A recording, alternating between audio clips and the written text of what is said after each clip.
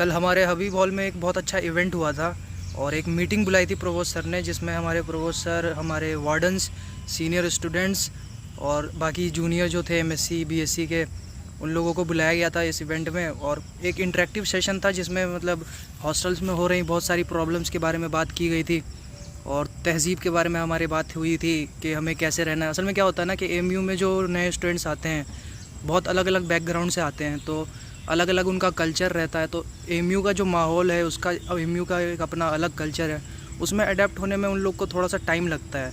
और अगर सही गाइडेंस मिले तो ये चीज़ बहुत अच्छे से हो सकती है। तो इस तरीके से एक इंटरेक्शन सीनियर और जूनियर और ये हमारे जो टीचर्स हैं, हमारे जो गाइड्स हैं, इनके बीच में अगर होता रहे तो उन लोगों को बहुत ज़्यादा मदद मिलेगी, बहुत आसानी हो जाएगी उन लोगों के लिए।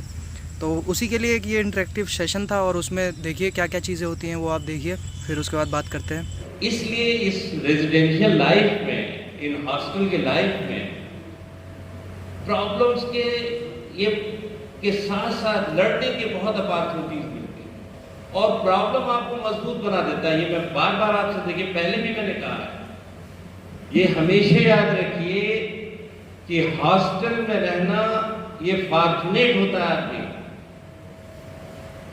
मैं रहता हूं, मेरे बच्चे हैं,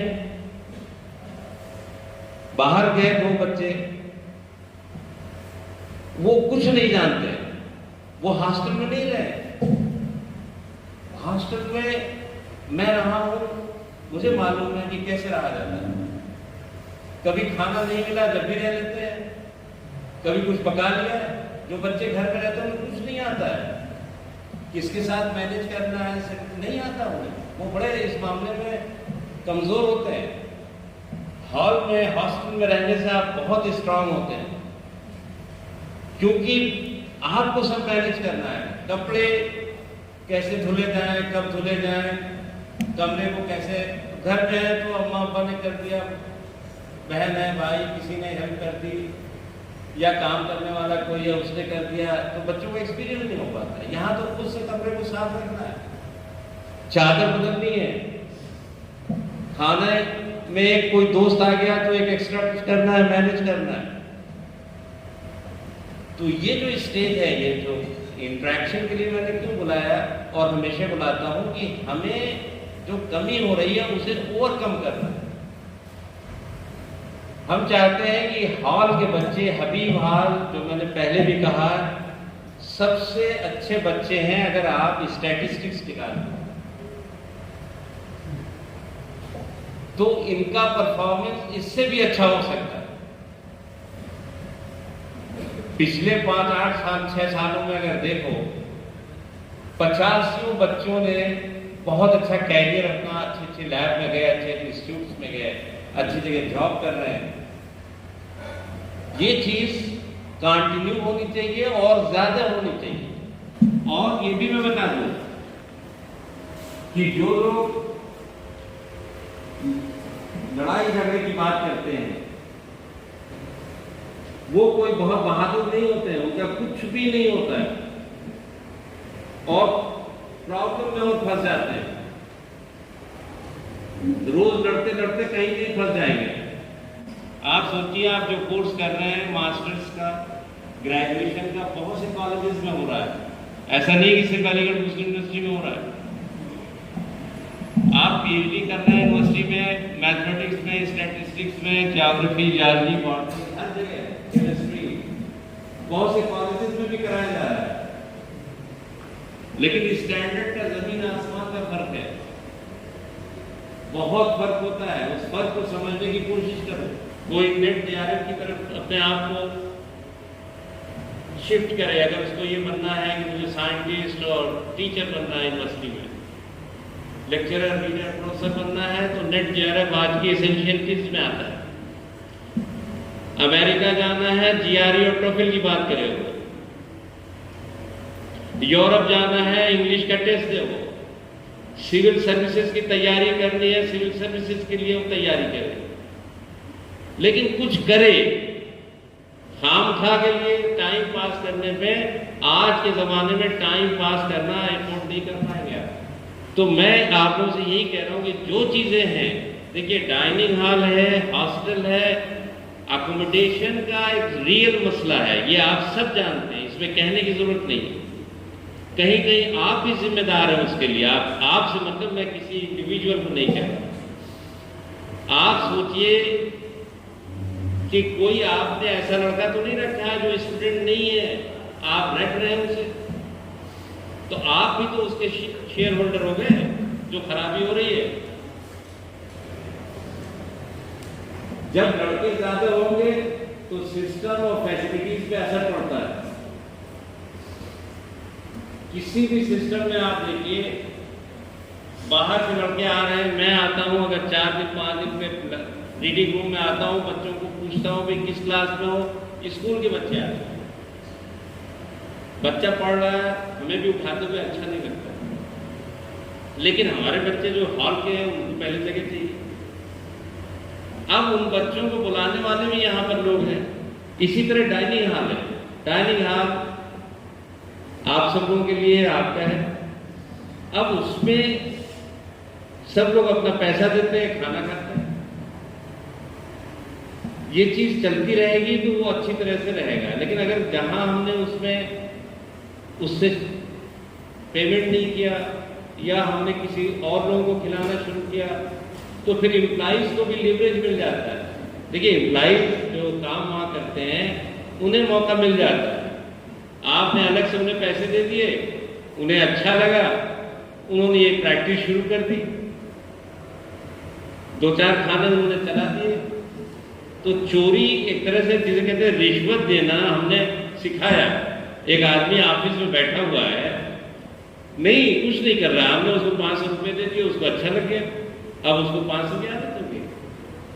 तो ये सब चीजें कोशिश कीजिए, ये आपका है। और मैं कहूँगा अगर कोई अफोर्ड नहीं कर पा रहा तो मैं फंड बना रहा हूं कि हमारे हॉल में वो बच्चे जो बिल्कुल अफोर्ड नहीं कर सकते उनको हम लोग बियर करेंगे। हम अपनी तरफ से उन बच्चों के लिए करेंगे, उनका पैसा हम जमा करेंगे, बजाय इसके कि उन्हें हम मुफ्त में खिलाएं, हम पैसा उनका जमा, इसमें कोई बड़ी बात नहीं। इंग्लिश का कोर्स हम शुरू करना चाह रहे हैं, तो वो बच्चे जो इंटरेस्टेड हैं इंग्लिश लर्निंग में, वो हमारे यहाँ आकर अपना वो करा लें, अपना रजिस्ट्रेशन, क्या कोई फीस नहीं है, सिर्फ अपना नाम लिखवा दें।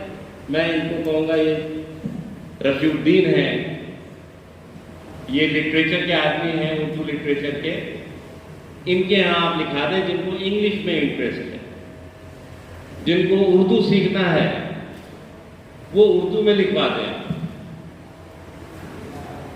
अगर सब्सटेंशियल नंबर्स हो जाता है तो हम टीचर का इंतजाम करेंगे, यूनिवर्सिटी के टीचर से जैसे रिक्वेस्ट करेंगे कि वो आके यहाँ पर महीने में 1 लेक्चर या 2 लेक्चर ले लें।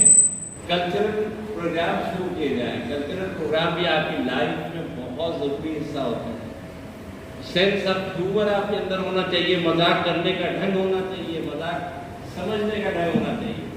अगर ये सब चीजें नहीं तो आपकी पर्सनालिटी एक अजीब सी पर्सनालिटी होती है, आपके चेहरे पे कोई रौनक नहीं होती है, आपके चेहरे पे कोई खुशी हंसी नहीं दिखाई देती, तो पढ़ लिख के फिर क्या फायदा होगा। इसी तरह ड्रेस सेंस होना चाहिए।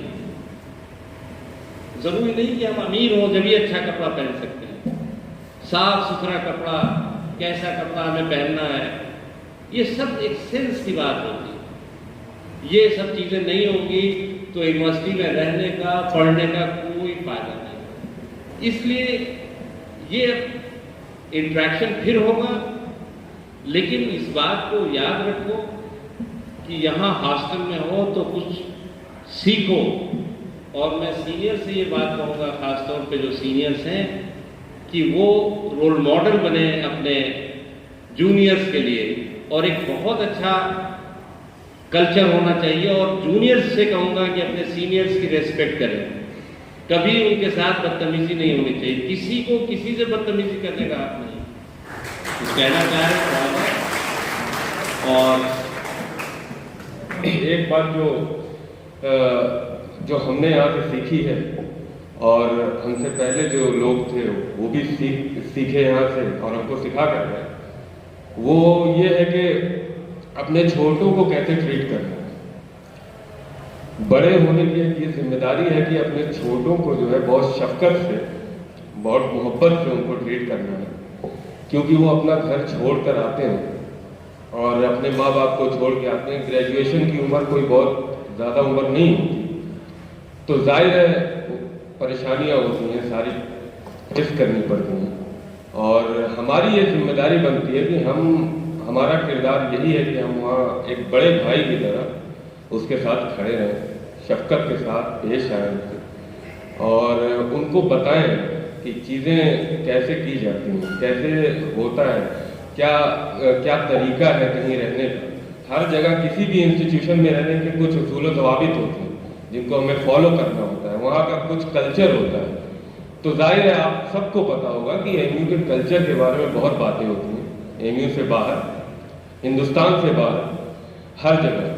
तो कुछ तो बात होगी जिसकी वजह से इतनी बातें होती हैं, और तो वो सारी चीज़ें हमको अपने जूनियर्स को सिखाना है, बताना है।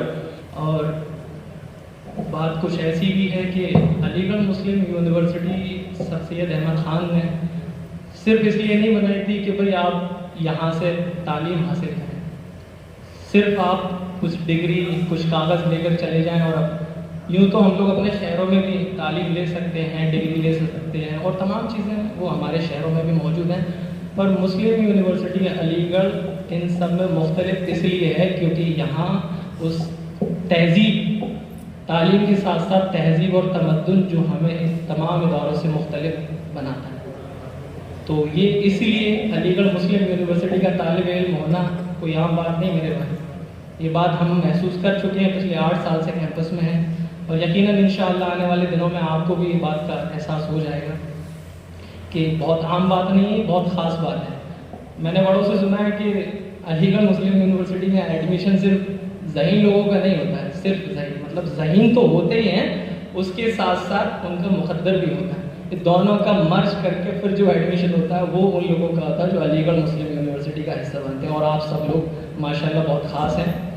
तो अब जैसे कि भाई ने बोला था, किसी भी इंस्टीट्यूट में जब हम जाते हैं तो उसकी कुछ कल्चर वैल्यूज़ होती हैं, उसके तमाम उसूल और आदाब होते हैं, और उस उसूल और आदाब को हम अगर अपनी ज़िंदगी में लेकर आगे बढ़ेंगे तो इंशाअल्लाह हमारी शख्सियत जो है असरअंदाज होगी और लोगों पर उसका इम्पैक्ट पड़ेगा। अब सर सैयद अहमद ख़ान ने ये ताबीर की थी कि अलीगढ़ मुस्लिम यूनिवर्सिटी के जो तालिब इल्म बने, जो फ़र्द है, वो सिर्फ तालीम लेकर नहीं जाए, जब वो बात करे तो पता लगे हुए कि अलीगढ़ मुस्लिम यूनिवर्सिटी का तालिब इल्म है, उसके लिबास से, उसकी ज़बान से, उसके चलने के तरीके से पता लगना चाहिए कि भाई आप AMU के तालिब इल्म हैं। तो इस बात का हम लोगों को बखूबी ख्याल रखना है, और ये चीज़ मैंने अपने बड़े जैसे साहब भाई हमारे बहुत सीनियर हैं, हमारे हमने हर चीज़ सीखी है। हमारे प्रोवोस्ट सर 6 साल से हमारे साथ हैं, इनसे भी सीखे, हर जो भी हमारे सीनियर्स हैं हमने उनसे सीखा। बाद मरतबा कभी कभी हम अपने छोटों से भी सीख लेते हैं, वो हमारे सीखने की सलाहियत होनी चाहिए कि हमें सीखना आता है कि नहीं, तो सिखाने वाले से ज़्यादा सीखने वाले को भी पता होना चाहिए। तो मुझे उम्मीद है आप तमाम इन चीज़ों को गौर करेंगे। और बहुत अच्छा किसी शायर ने लिखा है, भाई मौजूद हैं, कि तहजीब सिखाती है जीने का सलीका, इल्म से जाहिल की जहालत नहीं। तो उस तहजीब को अमली जामा पहनाना, सिर्फ अल्फाजी बातें नहीं रहनी चाहिए। इस तहजीब को जब मेरा कोई छोटा भाई आए तो मैं कैसे उसको अच्छे से हॉस्पिटलाइज करूं, कैसे उसको मतलब मैं हमदर्द तरीके से मिलूं, मेरा तरीका ऐसा होना चाहिए कि मैं उसको लगना चाहिए कि मेरा भाई है, मेरे किसी मतलब यहाँ पर मेरे गार्जियन नहीं है तो मेरे भाई ये मौजूद हैं। और ये हमने देखा है, बाद में मैं शुरू में आया था तो बीमार हो गया और मेरा रूममेट और मेरे पड़ोसी यासिर भाई ये मौजूद हैं, और माशाल्लाह ये कभी महसूस नहीं होने दिया कि तुम जो है कहीं और से आए हो, बीमार हुआ फ़ौरन लेके चल दी। तो ये रिवायत है अलीगढ़ की, तो इस रिवायत को जिंदा करना है इंशाअल्लाह। और जो कोविड में हम लोगों का कम्युनिकेशन गैप रहा है उसको फुलफिल करना है, ओवरकम करना है। तो इस चीज़ को लेकर आगे बढ़ना है। बहुत बात करूँगा नहीं, इसकी शिनाख्त, मुस्लिम यूनिवर्सिटी की शिनाख्त, इसकी जो है तहजीब है, इसका तमद्दुन है, इसको ख्याल रखना है। और आखिरी में बात जो है, सर सैयद अहमद ख़ान ने जो इतना हसीन जो इदारा बनाया तब जाके हसीन महखाना बना है, तो उनके लिए एक शेर है बड़ा खूबसूरत जो हमेशा हम बोलते हैं, शाम दर शाम जलेंगे तेरी यादों के चिराग, नस्ल दर नस्ल तेरा दर्द नुमाया होगा। वस्सलाम वरहमतुल्लाहि वबरकातुहू। इस पूरी मीटिंग की समरी यही थी कि हमें मतलब कैसे रहना है, क्या हमारा तरीका होना चाहिए हॉस्टल में रहने का, और हर कोई मतलब सारे स्टूडेंट्स हॉस्टल में नहीं रहते, तो जो रहते हैं उनका एक अलग लाइफ होती है, एक अलग लाइफ स्टाइल होता है, उनको एक अलग एक्सपीरियंस मिलता है। तो बहुत फॉर्चुनेट होते हैं वो लोग, ये बात कही गई उसमें। और दूसरी बात ये है कि प्रोफेसर एक नया प्रोग्राम शुरू करने जा रहे हैं, जिन बच्चों को इंग्लिश लिटरेचर या उर्दू या फिर कोई सा भी अगर दूसरा लैंग्वेज वो सीखने में इंटरेस्ट हो तो वो अपने आप को रजिस्टर करें। वो नोटिस दे देंगे, उसके बारे में मैं भी इन्फॉर्म कर दूंगा अगर ऐसा कुछ आएगा, जब भी आएगा तो वो आप लोग रजिस्टर करें। यहाँ हॉल में ही आपके लिए वो शुरू कर दिया जाएगा। और दूसरे मसाइल के बारे में बात की गई, डाइनिंग के प्रॉब्लम्स में जो हो रही है उनके ऊपर, फिर रूम अलॉटमेंट का जो मसला है उसके ऊपर उन्होंने बात की। यही सारी बातें थी और काफ़ी अच्छा लगा, काफ़ी इंटरेक्टिव सेशन था भाई, अच्छा लगा। ऐसा और होते रहना चाहिए हमारे हॉल में। और खालिद भाई ने जैसे कि कहा कि हमें अपने अंदर सीखने की कैपेसिटी को डेवलप करना है। हम अगर अपने टीचर से सीख सकते हैं उनसे सीखें, अपने बड़े भाई बहनों से सीख सकते हैं उनसे सीखें, या फिर हो सकता है कभी हम अपने जूनियर से भी सीख लें। तो इस तरीके से अगर हमारे अंदर कैपेसिटी होगी तो हम कहीं से भी सीख लेंगे, तो वो आपके अंदर ये खूबी होनी चाहिए। और प्रोवोस्ट सर ने एक चीज़ बहुत अच्छी कही थी कि अपने अंदर और भी स्किल्स, डाइवर्स स्किल्स अपने अंदर डेवलप करो। तुम्हारे अंदर सेंस ऑफ ह्यूमर भी अच्छा होना चाहिए, मजाक करने की सलाहियत होनी चाहिए, और अलग अलग मतलब कल्चरल एक्टिविटीज़ में तुम पार्ट टेक लो, उसमें अपने स्किल्स अलग अलग फील्ड में डेवलप करो। देखो तुम किस में अच्छा कर रहे हो, सब ट्राई करो और फिर देखो कि तुम किस में अच्छा कर रहे हो। फिर जो 3 चीज़ें जिसमें तुम अच्छा कर रहे हो उसमें तुम फोकस करो, उसमें अपने आगे बढ़ो। तो यही था। फिर ये मीटिंग कंक्लूड हुई, उसके बाद फिर आपका एक मतलब खाने पीने का हल्का फुल्का सा इंतज़ाम था। मिठाइयाँ थी, नमकीन और चाय वगैरह थी, ये सब हुआ और ख़त्म हुआ। और फिर सर ने कहा कि हाँ ऐसे इंटरेक्टिव सेशंस होते रहने चाहिए और होंगे भी इंशाल्लाह। तो फिर कभी अगर होगा तो हम बात करेंगे आपसे। ठीक है, तब फिर जो भी बातें बतानी थी बता दिया मैं, और उसके बाद फिर चलते हैं, फिर अगली किसी वीडियो में मिलते हैं इंशाल्लाह। अल्लाह हाफ़िज़ तब तक के लिए।